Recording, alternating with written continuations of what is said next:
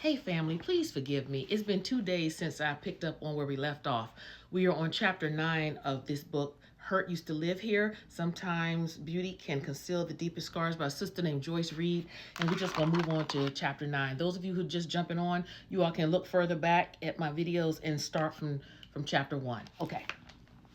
This chapter is called You Piece of Shit. I remember clearly when I was in the 7th grade and just got transferred to a new school in the neighborhood. That alone was stressful for me because I have been going to the same school since 4th grade. And to take me out at 7th grade to meet new people was traumatizing to me. I did end up transferring back to my old school and graduate with all my friends. This was nothing new that my brother Michael and I always got in trouble and were on punishment, but I can't remember what we did to get on punishment this time. All I knew was that my father said that we had to work with him to get off punishment. This was a perfect opportunity to get off punishment and go to my friend's sleepover. My brother said that he would stay on punishment, but I wanted to do what I had to go to my friend's sleepover, so I went to work with him. My father worked at the flea market every Saturday and Sunday faithfully, selling different things from a lawnmower, tools, DVD players, clothes, to furniture and cars. I was already confident that I could do this and get home in enough time to go to my friend's sleepover. I had seen him do this so many times that I knew I would pick it up fast.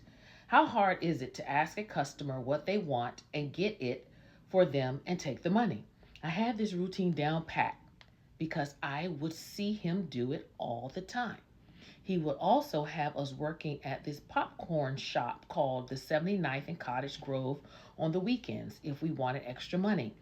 I was already used to dealing with people and customers. On this day, I agreed to spend the night with him on Friday and get up and go to work on Saturday.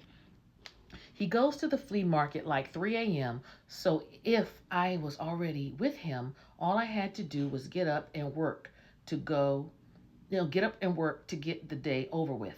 My father picked me up from my mom's house Friday night, and we headed up to my little sister's house to pick her up so that I could have someone to play with and talk to. I never spent the night alone at my daddy's house because I knew it would be boring. So, as we were heading to my sister's house, we drove down the block and my father rode right past her house, and he never stopped. He just rode past and said that she wasn't there.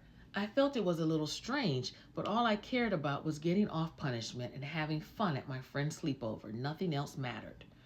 Why didn't he stop at her house? I asked myself. I never went over to my daddy's house without one of my sisters or brothers there with me, so I'm like, I will be bored as hell. My father told me that he needed to make another stop before we headed home. We stopped at my friend's house for a second because my daddy was going out of town that weekend and his friend had gotten his suit out of the cleaners earlier that morning for him. It was actually October 1994, and I think he was going to go to Las Vegas with my stepmom. That's why he needed the suit. While we were at his friend's house, I went upstairs to the bathroom. I can remember that the hallways were dark and narrow, and I had to feel my way through that house.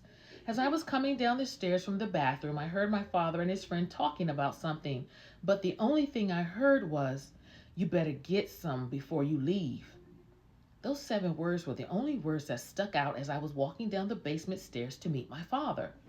It was an awkward silence and strange looks, but I was so tired that I just wanted to get out of there and go back to sleep. By now, it was 1 a.m. in the morning. He sits up on his lap, like always, and tells me to give him a kiss.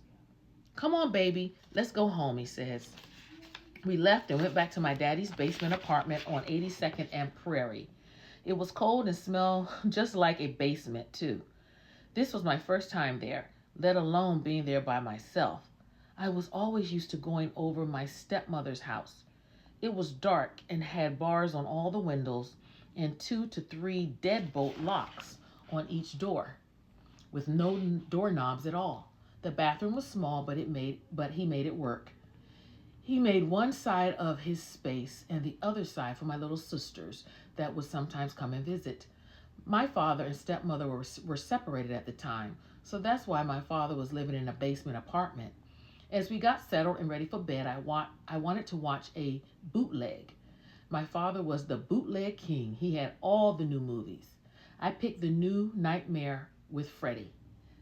I put on my favorite pajamas that my mom had got me the year before Christmas. It was all white with red stripes, a short set. My sister and I had the same set, but she had all red with white stripes in it. As I was laying down, he asked me, do I like pillows, and I would have to share one with him if I wanted a pillow. I looked with the awkward face and said, sure. He laid down and fell asleep together. We laid down and fell asleep together as we watched New Nightmare. It was around 4 or 5 a.m. when I woke up to my daddy feeling and rubbing on my butt and my chest, but he never said a word to me. So I thought he was dreaming, and I never wanted to open my eyes to see that this was real and that this was really happening to me. It was the scariest thing that has happened thus far in my life. And all I could keep in my head was that this nightmare was having and that it was definitely a dream. He began to take my bottoms off and he unbuttoned my top and put me on top of him and tried to penetrate me. And I was only 12. So I was a virgin and didn't even know what was really happening. He pushed and pushed until he had his way with me. I was scared as hell because this was my daddy and I feared him. He had sex with me and without me even saying a word or making any movements. Jesus, y'all, that's crazy. Jesus. I kept my eyes closed the entire time, but peeked to see if I wasn't really dreaming and this was really happening to me. My hands happened to me by the hands of my own father. He went on and on until I felt something wet and sticky all over me. When he was done, he got up and laid me on the bed and he got in the shower, still not saying a word to me. Jesus, what the hell? While he was in the shower, I put my pajamas back on and tried to find a way out, but he had all the deadbolts locked on his doors. I finally found his keys on the messy dresser. There were like 200 keys on one ring. He had keys like a janitor at your school. I went to the door and tried like 10 keys on each lock of the door, and then went to the back door and tried another 10 keys on those locks too.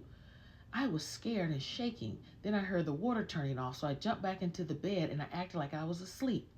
He walked up to me and shook me and told me to get up and get in the shower, but I was still pretending that I was asleep. He waited for a second and realized that I was asleep, and he came and sat on the bed and laid me across his lap and said that he was sorry and that he didn't mean to do that to me. He didn't know what he was thinking, and he loved me so much as he rubbed my head. My daddy went on to say that I could have anything that I wanted and never to tell anyone. After a while of my just laying there in disgust and disbelief, I finally got up, got in the shower, and put my clothes on without saying one word to him, and we remained like nothing happened. I helped him load the truck and on to work. There were times when I thought about just running when I finally got out from behind those bars in that smelly basement apartment. I thought about getting a knife and stabbing him to death. I also thought about screaming for my life, but I was so afraid of him that I just pretended that nothing happened like he told me to do and went on to work with him. We were actually on 47th and Ashland in Chicago at the flea market, and I remember seeing a McDonald's there. So I asked him if I could get something to eat. So he gave me some money to get something to eat. But instead of eating, I called my mommy on the payphone and told her that I didn't feel good and I wanted to come home, and if she could meet me on 79th and Ashland. I was too scared to even tell her because I was already scared of my father. So I didn't say anything at all to her. I did cry to her on the phone, but just told her that my stomach was hurting. Then she told me that if my stomach was hurting, then get on the bus going southbound and she would meet me on 79th and Ashland bus stop. Mommy, I don't know how to catch the bus. She said, where's your dad? I told her that he was still working and too busy to stop by to take me home. Jesus, y'all. And this is based on a true story by this young woman. My God. Jesus. Lord have mercy. I would never understand hurting a child, ever, especially your own. All right, chapter 9. Tomorrow we'll finish up with chapter 10. Bye, guys.